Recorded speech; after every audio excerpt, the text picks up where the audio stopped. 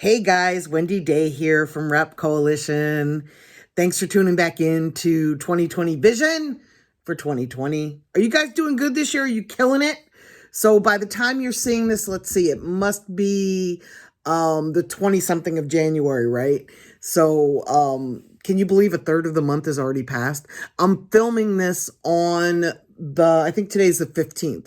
So we're halfway through the month. And I can't believe how fast it's gone. It's just crazy to me. So today I want to cover conferences and networking because these are two really important things that can help you meet people, learn shit, and grow your career. There aren't a whole lot of conferences left in the music industry anymore. There's enough that you could attend and still learn a lot. And some of the bigger ones that I think are beneficial, and this is just my opinion, South by Southwest seems to still matter. That's in mid-March every year. ASCAP does a conference in April in Los Angeles. South by Southwest is in Austin, Texas. ASCAP does a conference every year, and that's in LA. I forget what it's called, but it's pretty good. My favorite conference is Music Biz. That's in Nashville, Tennessee. It's for all types of music, just like ASCAP and South by. They're for all types of music.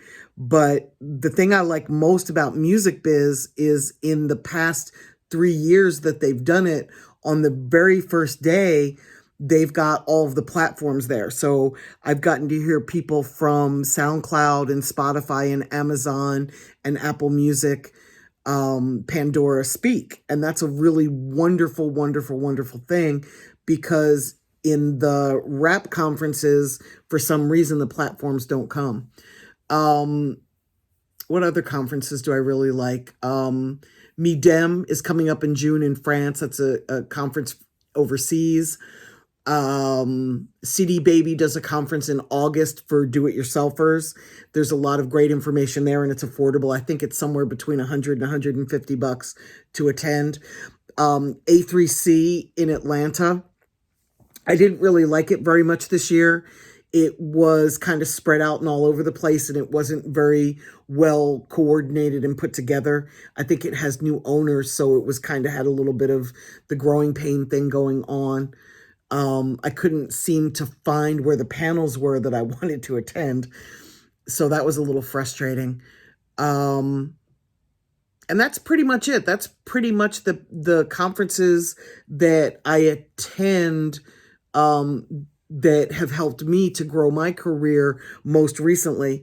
The great thing about conferences, and I don't go to the showcases, I go to the panel discussions, because for me, I want to learn the information about how to do my job better. So I attend a lot of marketing panels. I attend a lot of the research and data panels, as you probably figured, because that's the shit that really helps me get my job done.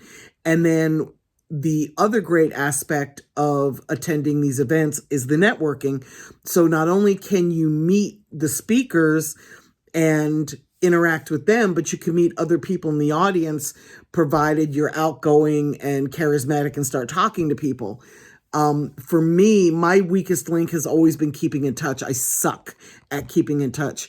And those of you who have watched my videos over time, I talk about this all the time because I realize how important it is, but I'm an introvert. I'm somebody that doesn't really like to spend time on the phone with people or face-to-face with people.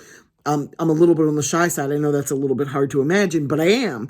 And as an introvert, I'm very uncomfortable, and I sometimes need to get out and away from people in order to recharge, because it's very draining for me to be around other people. So I suck at keeping in touch. If you're somebody that's good at it, you're going to go a lot further in this industry than I ever will, because this is very much a who you know industry. And also, if you can interact with people and find out like who they're hiring and what services they use, and you can get people to honestly share that kind of information with you, you will save a lot of money and a lot of headaches. I've had to bang my head by hiring people that weren't necessarily the right people in this industry, because I don't keep in touch with people and I don't have the ability to just call somebody out of the blue and say, hey, who's your publicist? Who have you hired? Who does your digital ads for you? Who does your Spotify playlists? Like, these are things that I've kind of had to learn as I go. And if you can interact with people, you're going to learn that stuff even faster.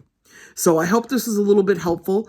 And one more thought about that. Make sure when somebody helps you that you actually say thank you. It's even a great idea to send them a little thank you note or a gift card or something to show your appreciation. Because if you just treat somebody like they owe you the information and you just call them for information and you don't give them anything in return, even if it's other information, after a while, they're going to stop taking your phone calls and they're going to stop answering your emails. And this is one of those industries where it's hard to get people to return your calls or take your calls to begin with. As you guys know, you already know that because you complain about that to me all the time. So treat people with respect, and thanks for tuning in. This will be on my YouTube page tomorrow at youtube.com/thisiswendyday.